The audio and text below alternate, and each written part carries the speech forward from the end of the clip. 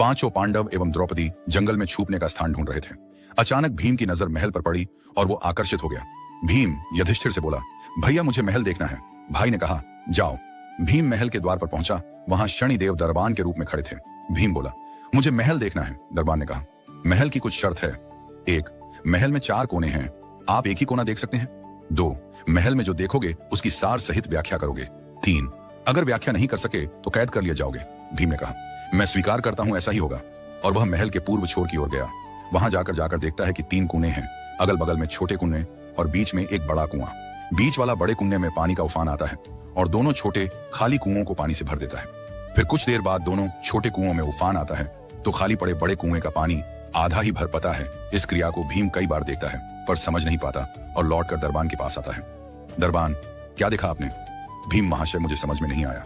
दरबान, आप शर्त के अनुसार बंदी हो गए हैं और बंदी घर में बैठा दिया। अर्जुन आया, बोला, मुझे महल देखना है। दरबान ने शर्त बता दी और अर्जुन पश्चिम वाले छोर की तरफ चला गया। आगे जाकर अर्जुन क्या देखता है? एक खेत में 2 फसल उग रही थी, एक तरफ बाजरे की फसल, दूसरी तरफ मक्का की फसल।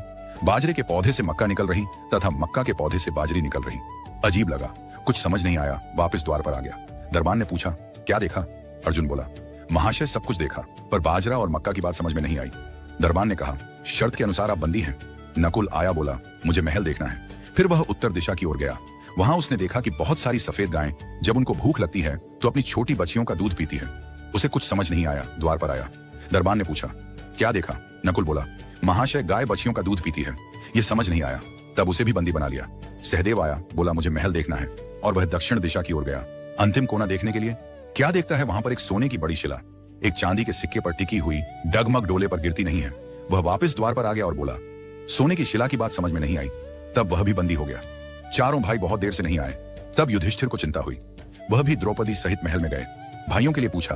तब दरबान ने बताया वो शर्त अनुसार बंदी है। युधिष्ठिर बोला, भीम तुमने क्या देखा? भीम ने कुणाई के बारे में बताया। तब युधिष्ठिर ने कहा, यह कलयुग में होने वाला है। एक बाप 2 बेटों का पेट तो भर देगा परंतु 2 बेटे मिलकर एक बाप का पेट नहीं भर पाएंगे। भीम को छोड़ दिया।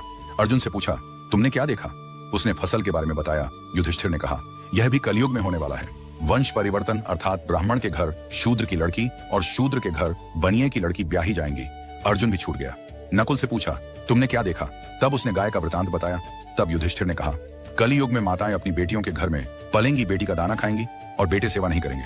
तब नकुल भी छूट गया। सहदेव से पूछा, तुमने क्या देखा? उसने सोने की शिला का वृतांत बताया। तब युधिष्ठिर बोले, कलयुग में पाप धर्म को दबाता रहेगा परंतु धर्म फिर भी जिंदा रहेगा, खत्म नहीं होगा। आज के कलयुग में ये सारी बातें सच साबित हो रही हैं। आप भी अपनी राय कमेंट करके बताएं।